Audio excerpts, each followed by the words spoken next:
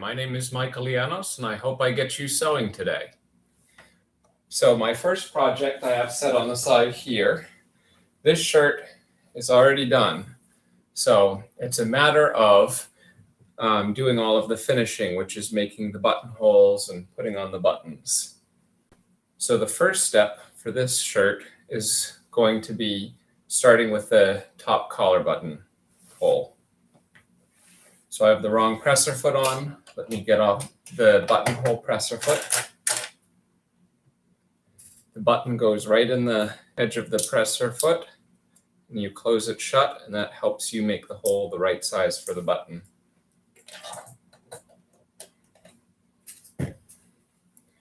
Get some test fabric. I hope everyone's day is going well. Make sure to comment if you have any questions on this project or other projects that are coming up in this live stream.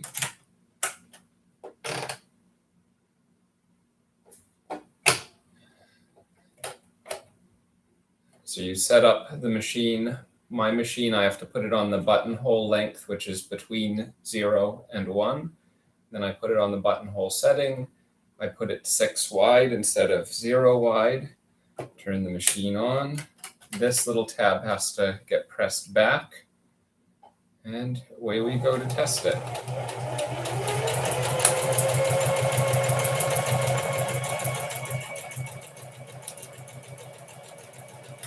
If you're just tuning in, welcome. I'm just making a buttonhole.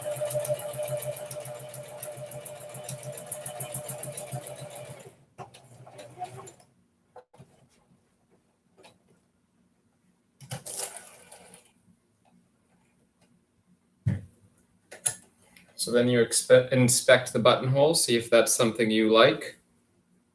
This cloth, not sure I love that stretch to it, because this is a broadcloth. It's, I think 60 or 70% polyester, 40% cotton, poly broadcloth. So I'm going to use one of these tissue papers. I cut out little bits of tissue paper. Sometimes this helps with the broadcloth so it doesn't bunch.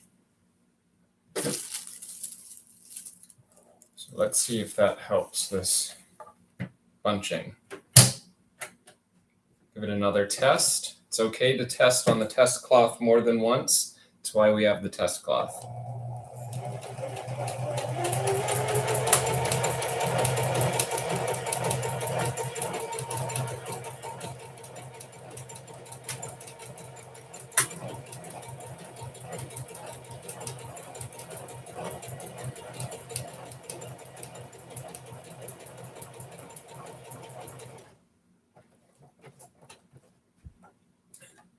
Now with this particular buttonhole foot, it actually has some plastic spikes in the bottom of it that stick down into the cloth to help it stay and make sure it doesn't slide around while it's making the buttonhole.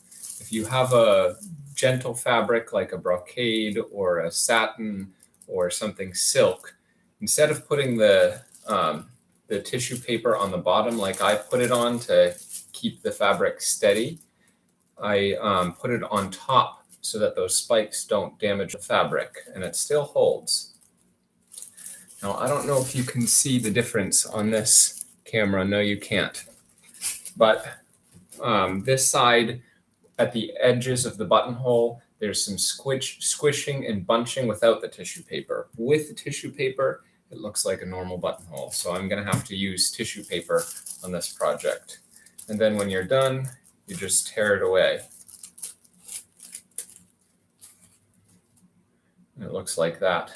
Sometimes I reuse the tissue paper so I'm not wasteful.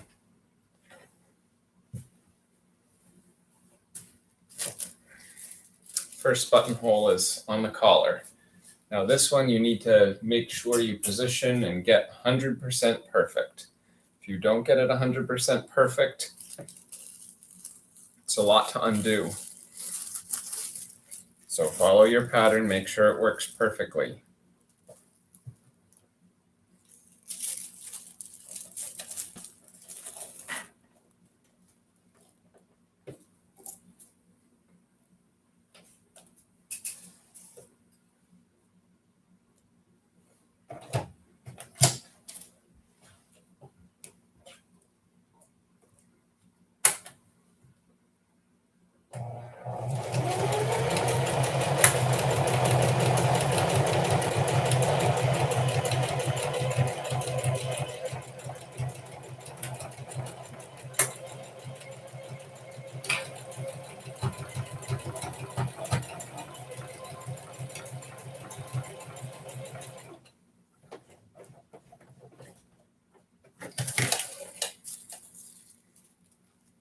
So this buttonhole is not excellent placement.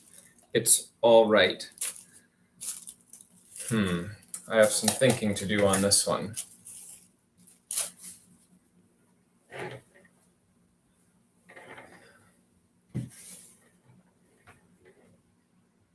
Yeah, I'm going to take it out and pull it a little closer to the edge. So before you cut into the fabric and make that buttonhole, you have to adjust it while you still can. So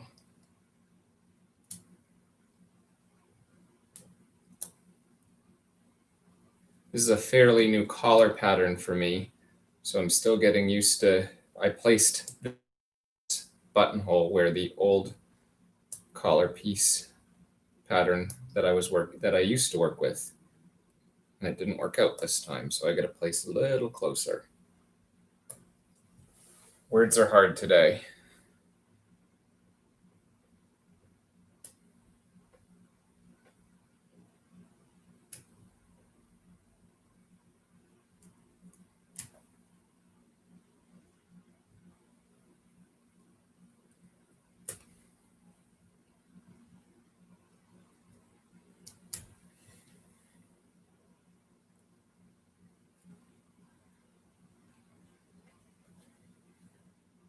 Sometimes it gives you a little trouble.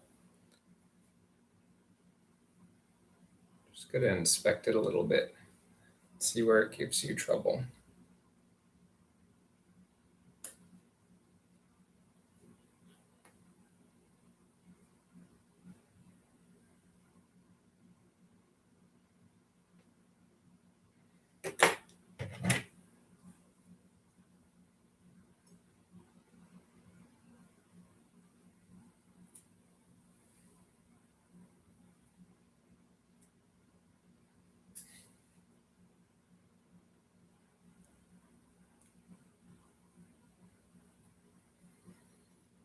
Let's try this again. Get my tissue paper.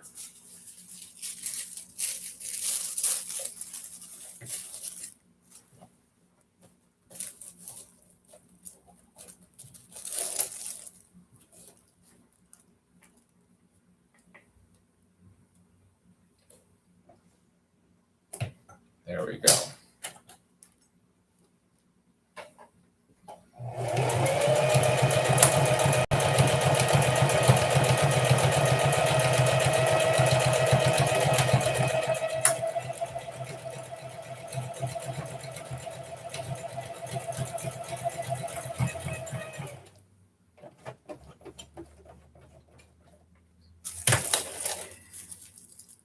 Much nicer placement. Much happier with that. Tear the tissue paper away, trim the thread ends, then you cut it out.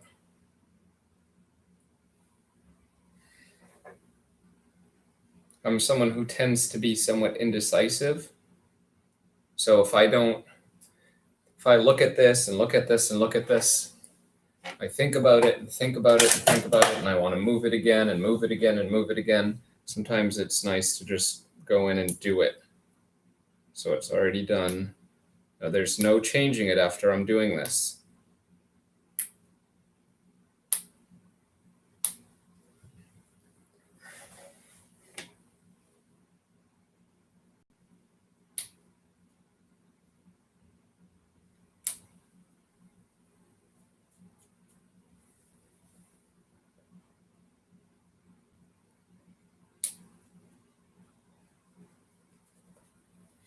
All right.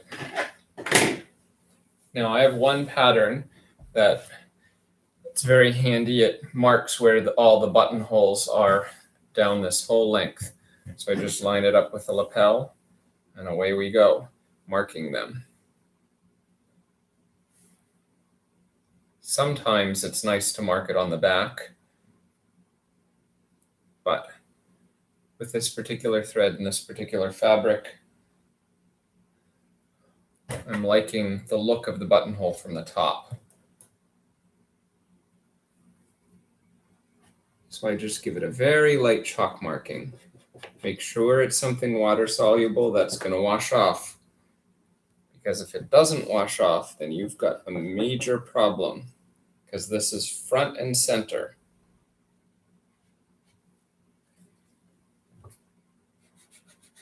I just extend the line all the way across, just gently.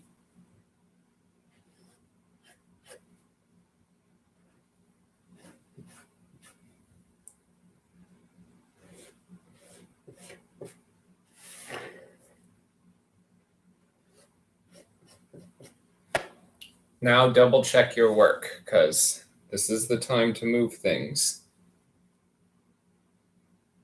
It all lines up how I want it. Perfect.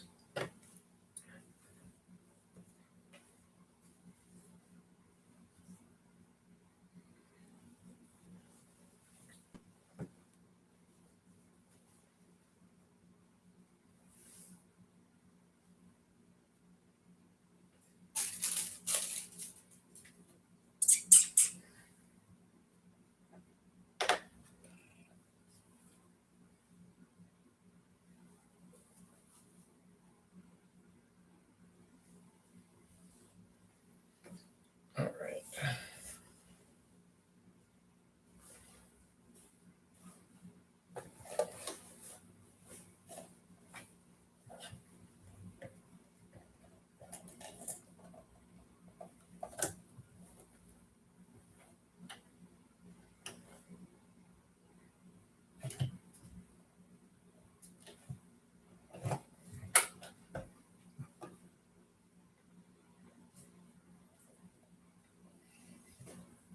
So I want to do my tissue paper. Can't forget that. Needle comes up. Pull it all out.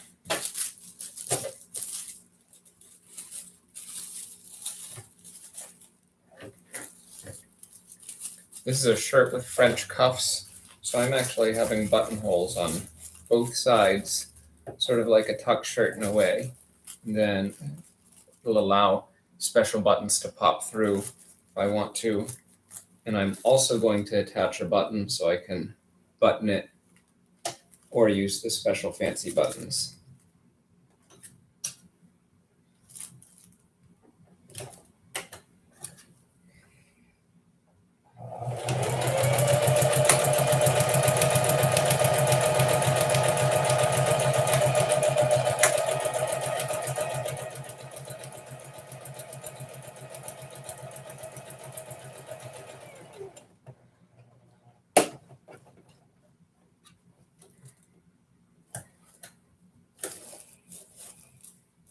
When I'm doing buttons, I just go right down the line. I don't clip the thread yet because it stays nice and taut this way, and you don't have to worry about it getting all messy.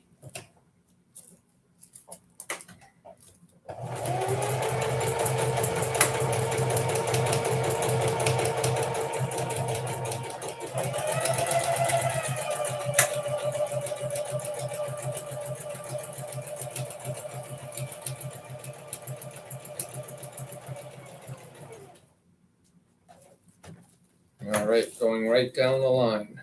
Ran out of tissue paper for that one, so gets a new piece.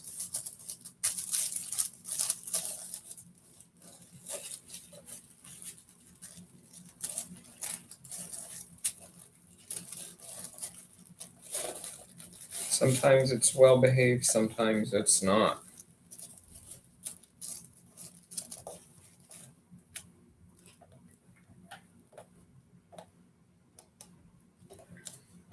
If you're tuning in, feel free to comment on what project you're working on right now. I'm interested to know what people are working on.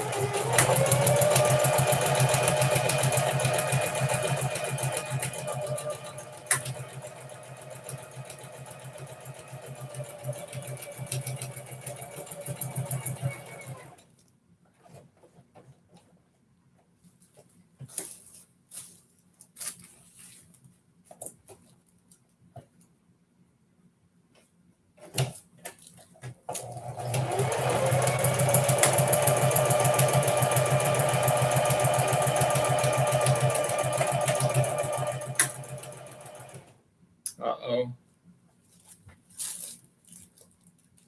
I ran out of bobbin thread.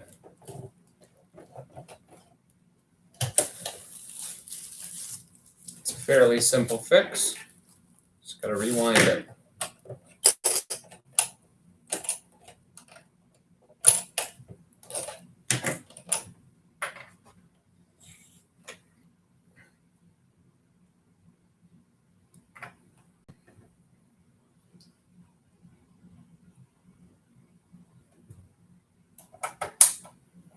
The worst moment when you're running out of bobbin thread is when you've got a really long seam and it's all front stitching. That's always the most annoying.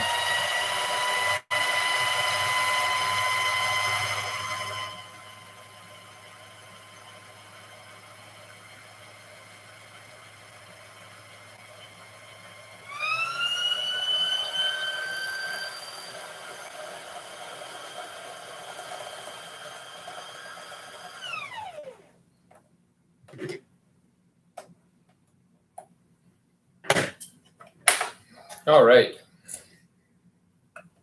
Now, one thing about these men's shirts and their buttons and buttonholes, many of the patterns that I read, they say make sure to get buttons that are 5/8 of an inch, which seem a little bit larger than what I'm used to seeing, say, on the rack in the store. Those standard buttons tend to be 7/16 of an inch. So sometimes I have a little bit more professional product when I have 7/16 of an inch buttons.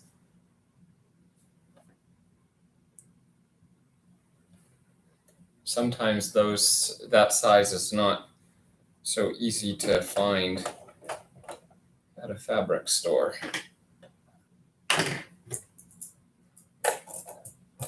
All right. Now, we just redid the whole sewing machine. So you got to go back to the test fabric. Make sure you don't have any snags. Rather get a snag on this blank piece of fabric than on the project.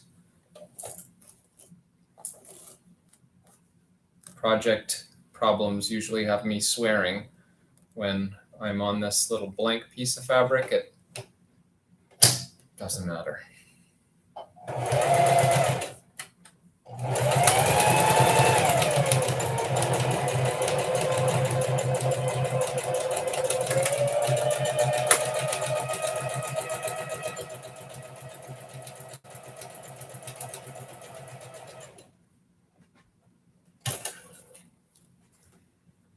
That came out fine. All right. Get another tissue paper ready. Yeah, I don't want to use that one. That one has a bunch of holes in it.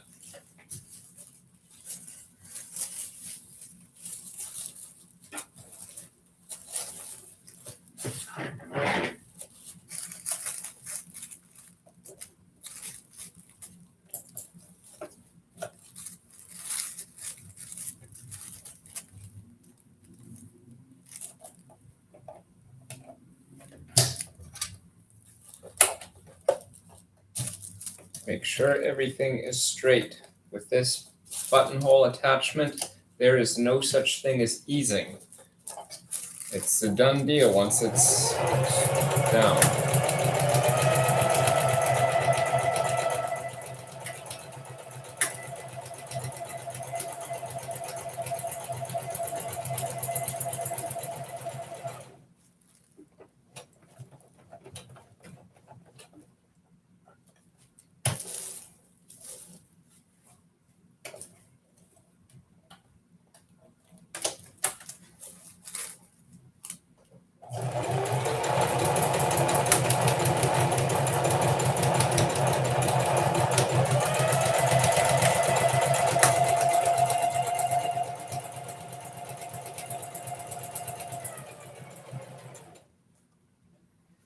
All right.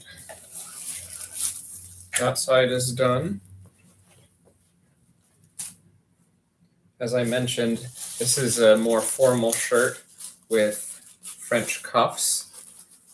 So I'm putting buttonholes on both sides in case someone wants to use it almost like a tuck shirt. And that's someone meaning me. I don't tend to make clothes for other people.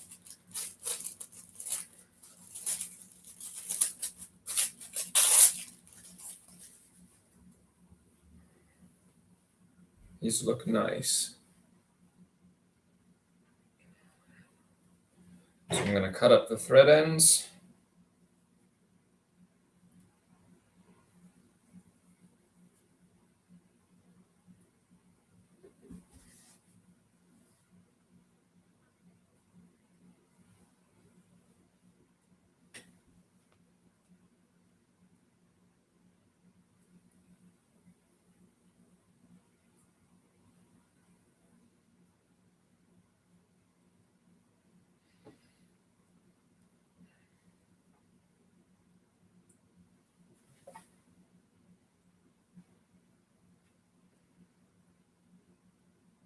I was at the fabric store earlier picking up these buttons for this project. And I just have to say, certainly makes me know how some women feel at the car mechanics. That's the men's version of that. All right, let me get these on the other side.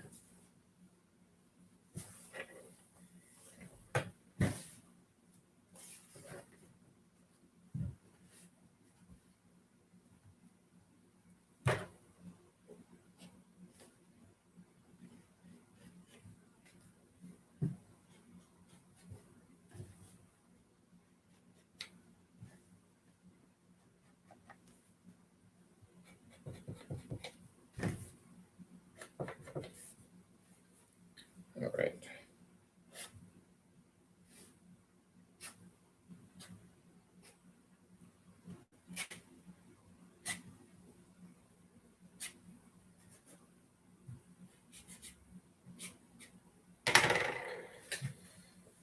All right.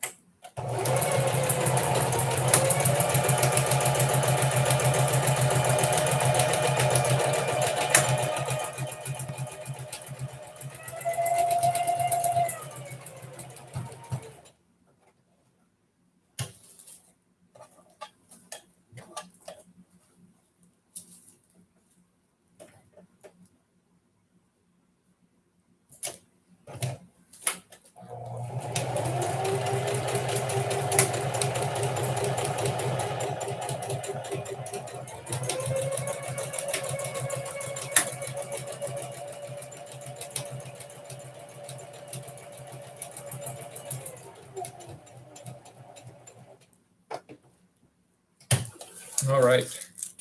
2 more, 3 more.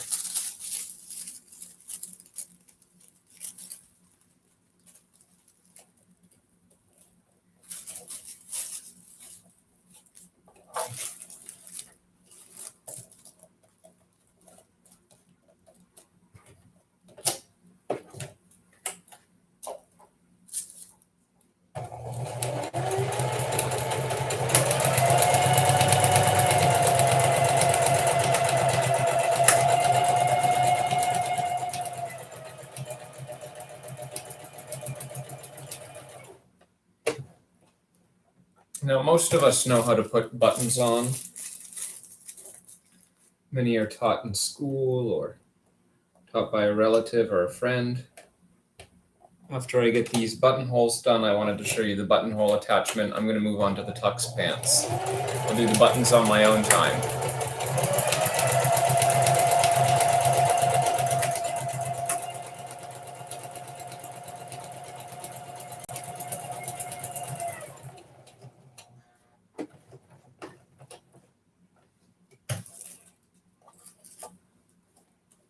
And here's the last one.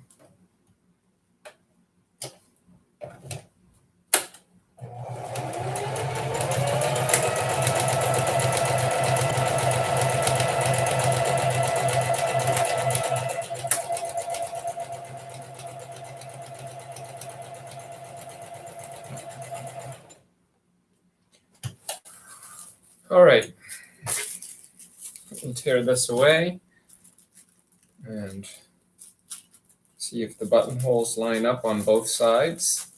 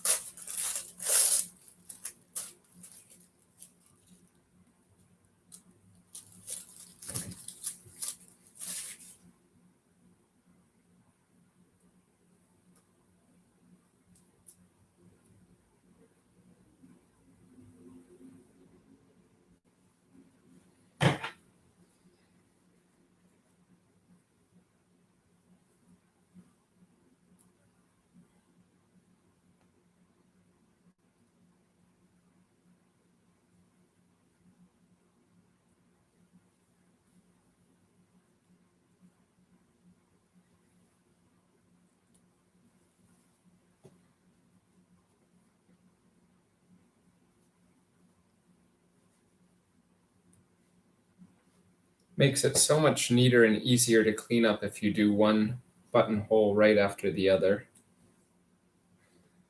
Because sometimes when you do one at a time, the threads go all over the place, and here they come out both at the top so you can get pretty close, snip them, and then these are both close to the top.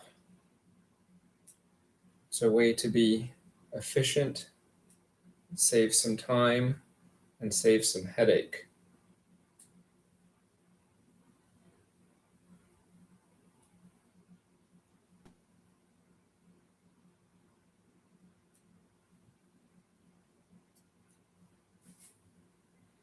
All right. Now I'm going to set this one on the side to be ironed. Now to move to tux pants. So this can go with this to keep all the projects together. Now this is my first pair of tux pants, and I'm really excited. They're coming out pretty good. So let me take all these pattern pieces, put them on the side. Here's generally what they look like. They have that stripe down the center, and they have front pockets and one back pocket. And so the next step in these is the carriers, they're called, on this pattern, which is the belt loops. So I get to use this new contraption, which will actually, after sewing this, will pull it inside out.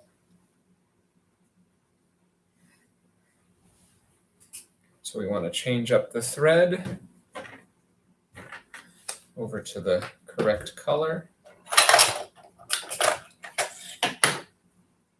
White's going to go take a little rest.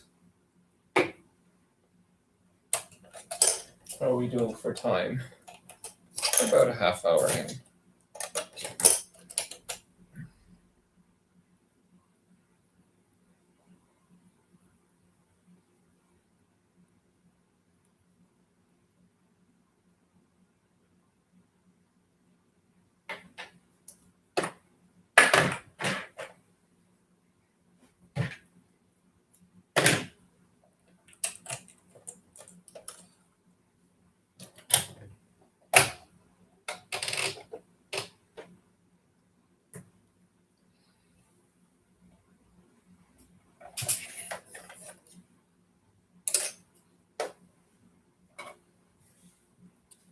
Oh, the piece is right here.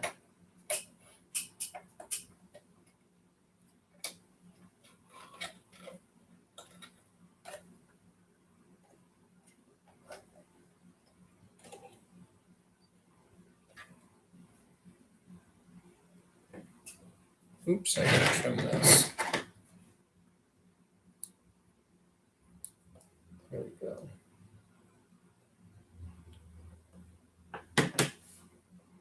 Still doesn't want to go through.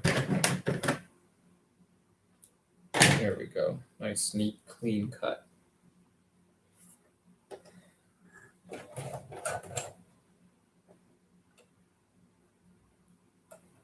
Well, it got caught in there. Let's undo that and try that again.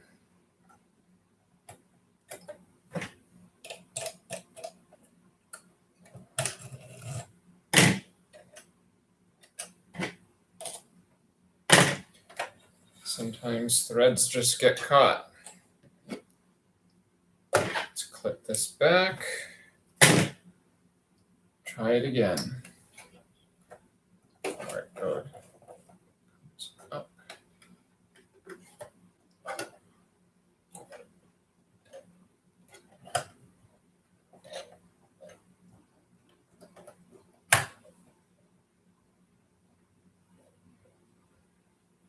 There we go.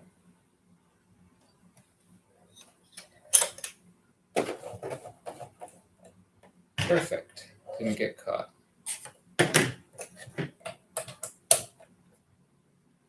And we want the normal presser foot back on.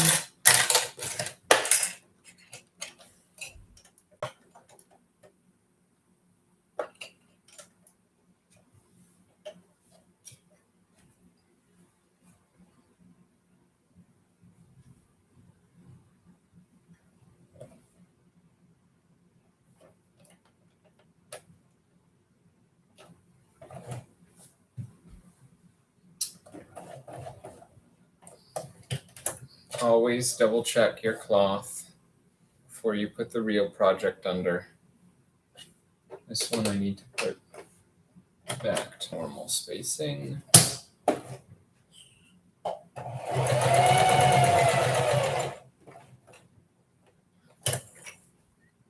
There we go. It's looking good. All right, now for the real project. Here we go.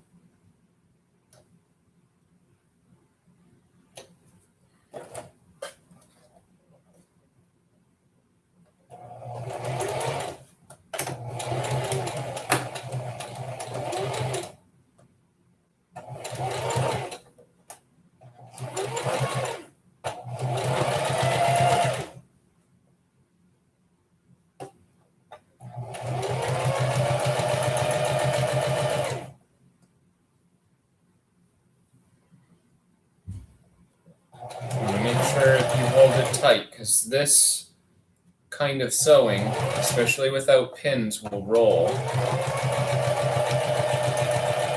I'll have the most twisted belt loops in all the kingdom.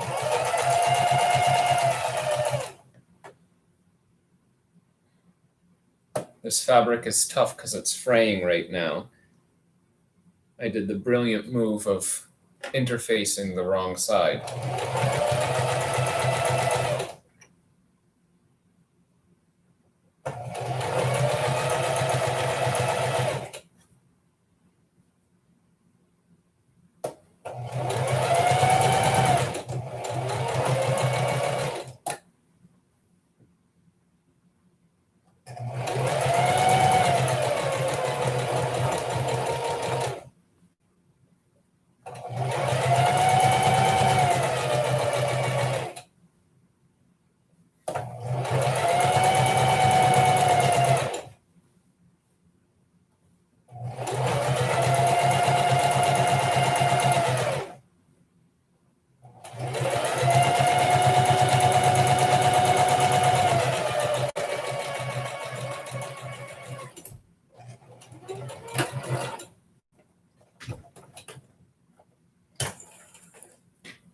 Here we go.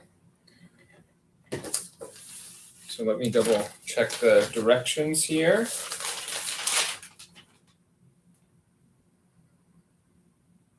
It wants me to trim them. Perfect. That's what I was planning on doing. Since I already got this fabric fraying, it's probably going to be good to go in with the pinking shears instead of the normal shears. If I didn't make that big mistake before, I would just trim them as normal. You want to trim pretty close.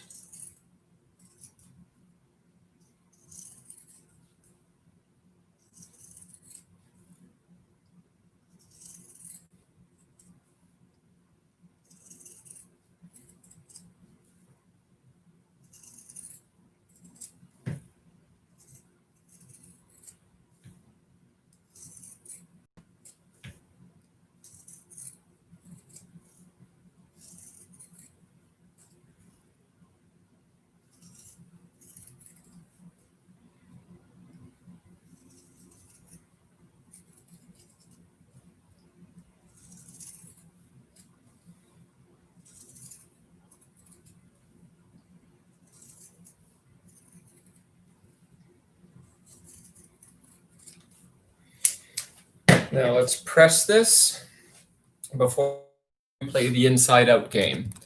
So come on over with me to the ironing board. Sorry, it's crooked. You're sitting on shears and things. Oops, that needs to warm up a bit. Last project took a little too long. Iron doesn't want to play nice today.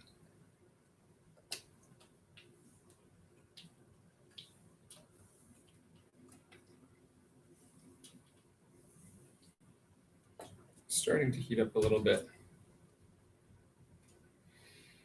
But see how there's a little bit of a twist to it, just slight, which that's normal. So I want to press out the twist and meld the seam.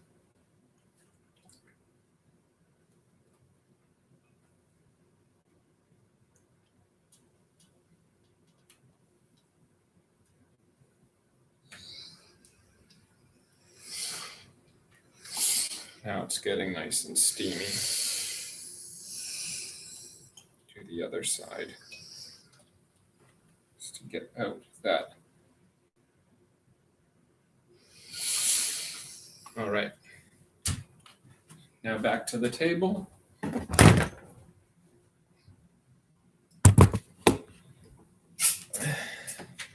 And this contraption, which we definitely need in order to inside all this drama out. Gotta squish it down as much as you can so that the end pokes through.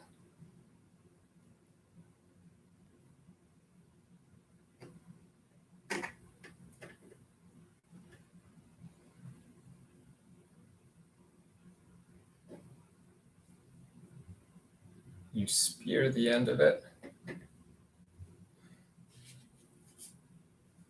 Then you just pull it inside out on the end, which getting it started is the hardest part. Let's spear that again because it tore the fabric.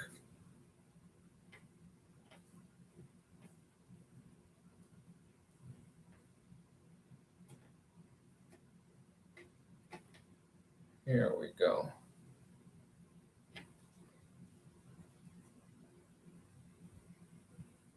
It's a matter of getting it started a little bit. Once it's started, it's as easy as 1, 2, 3.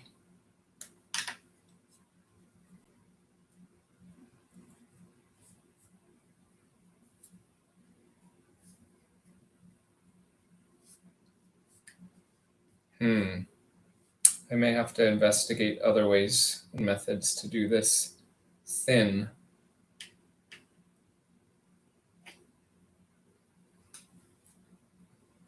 Of an inside out. Because this very small little tube.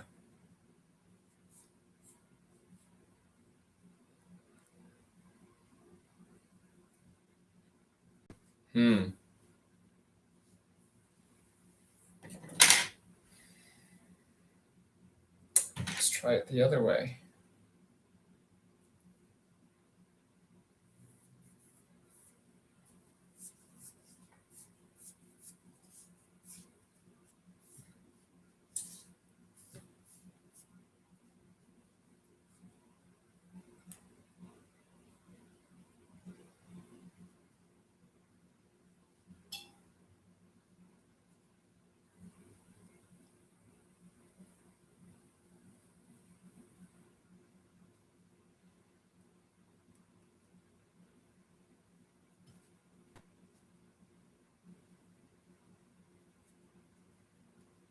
Well, I may have to figure this out off camera and deal with it another day. What is the next step in this project?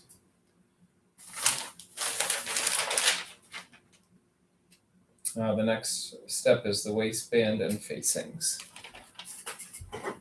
So with all of these pieces, one side is longer than the other side.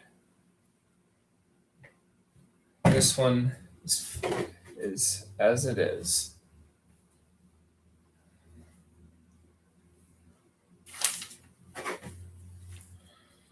Here we go.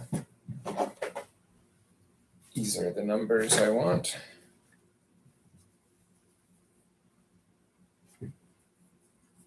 So these ones are difficult to work with a little bit because they're cut on the bias. What that means is instead of holding the pattern this way on the fabric, you hold it at a diagonal when you're cutting it.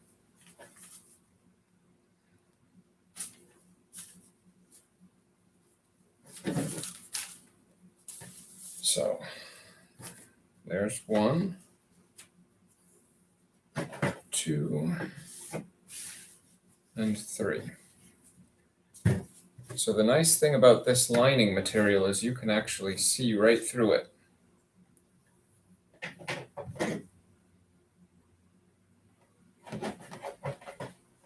So one is going to be plain and the other is going to be cut off right about there. Let's see which is the better one to cut. I think this bottom one's going to be better to cut. So it's cut here for the left side. Better to mark it.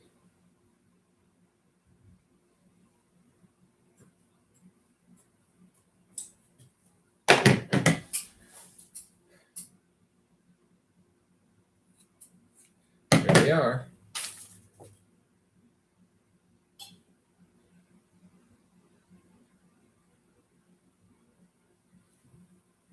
So that piece is prepared. Have to keep them all together, otherwise they get lost. This next one,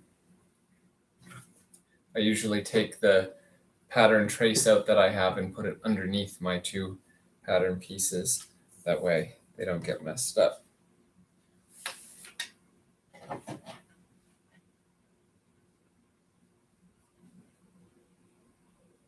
Here we are. It says cut here for the left side, so that's what I'm going to do.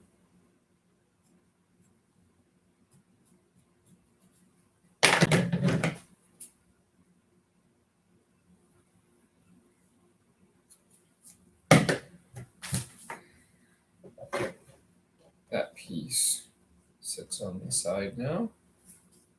Then the third one.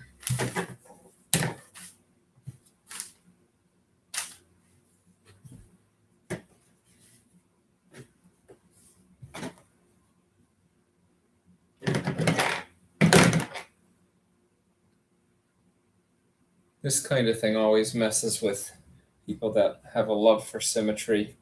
The cut here for the left side and then the right side is left normal, and it's because when you button over your pants in the front, that way it all lines up. You need a little extra material on one side and a little less material on the other.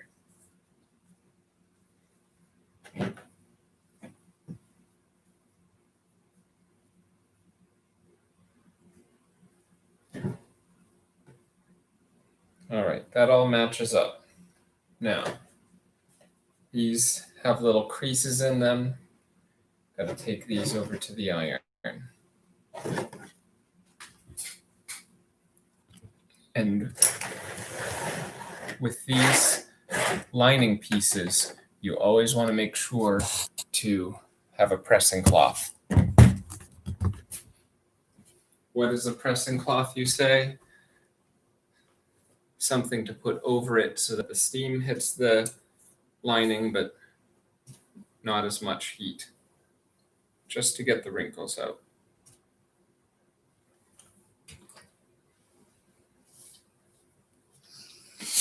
Have to be careful with lining because it wants to run away. Maybe I should put these on that side.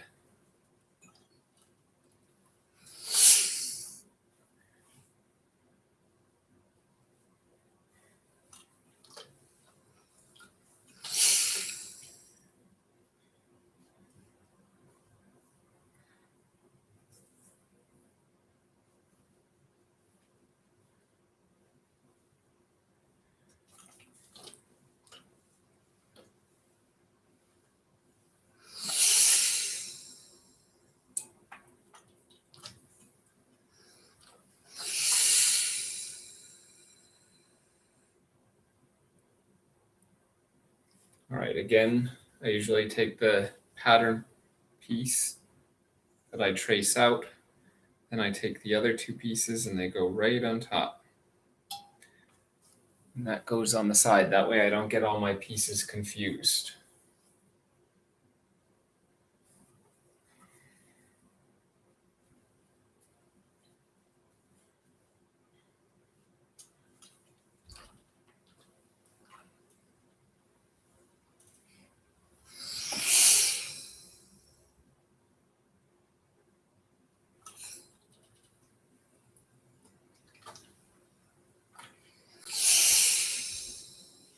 Oops, the crease didn't come out.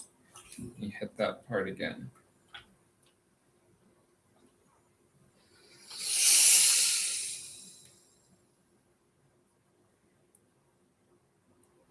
Again, with the pattern trace out on the bottom, put that on the side. Sometimes if you get these pieces somewhat close, you can get the pressing cloth over them and do both pieces with one press. Because they usually don't move under the pressing cloth, especially if you just use the weight of the iron. If you mash and then press, that's going to ruin everything. So you just use the weight of the iron. We're flattening and losing the wrinkles. We're not stretching the fabric, especially this kind of cut, which is, as I said, on the bias or the diagonal.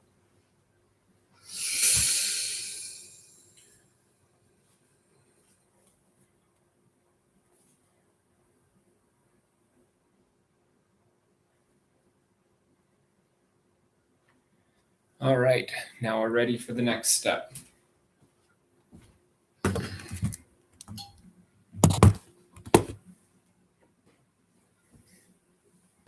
Which it says it wants us to take these pieces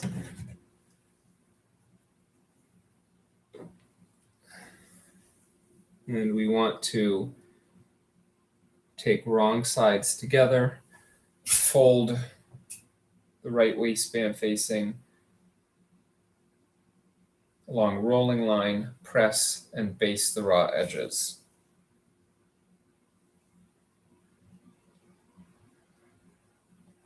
That's the wrong piece. That's the wrong piece. It's these bigger ones.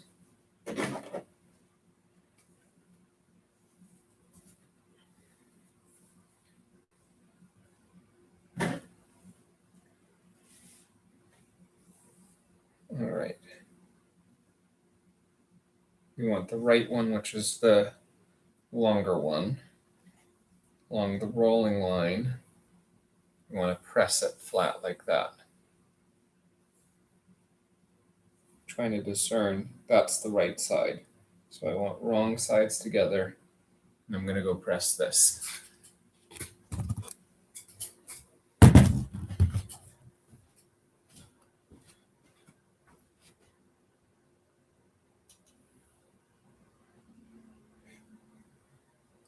With something like this and the pressing cloth, I usually get the pressing cloth about halfway, put that right up to the edge of the project, make sure the project is falling exactly as I want it to fall, and this goes right over without moving anything.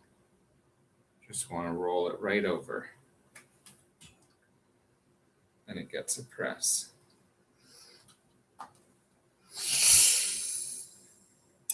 That moved.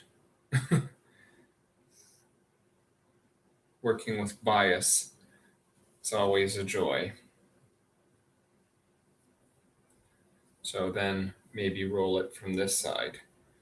Just gotta try things until they work for you. Sewing is about discovering and figuring things out, and sort of like being in nature a little bit. You don't sit there and know everything. You expect to learn something, you expect to discover some things. Expect to make some mistakes. This is coming along a little better. Doing it this way.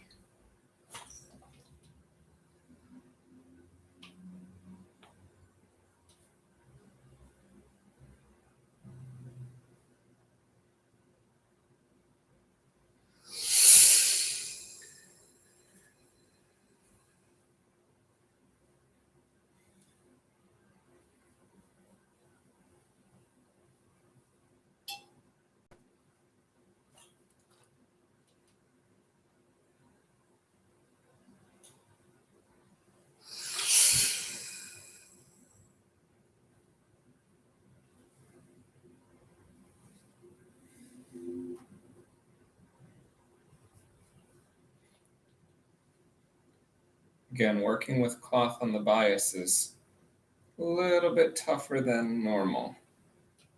So it takes a little bit longer. There's a little dimple that I don't like. So I'm massaging it out and finger pressing it. Then I'm going to come by with the iron on this side.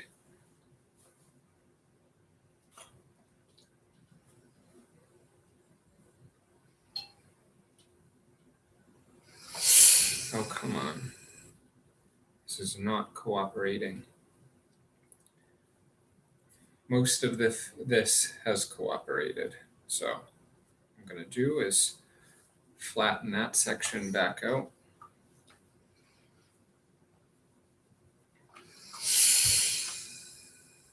And redo that section again.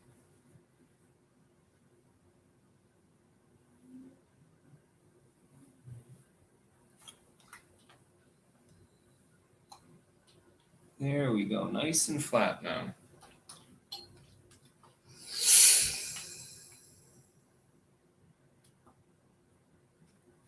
I want to make sure that trouble spot is flat from both sides.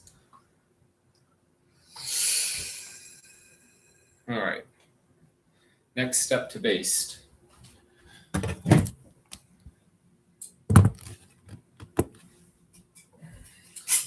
So, basting says to do just the raw edge.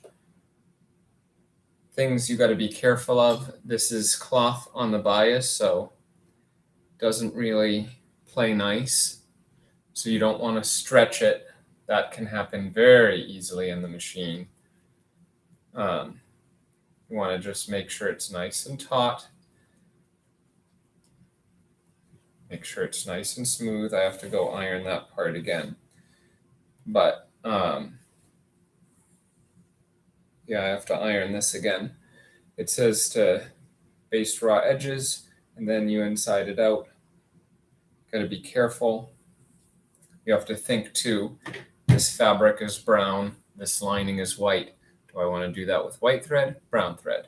So I want to do it with white thread, so I got to change out my machine, but it's about 8:30 now. Thank you for sewing with me today. I hope I inspired you to get to your projects and do some sewing and learning and discovering. Have a great day.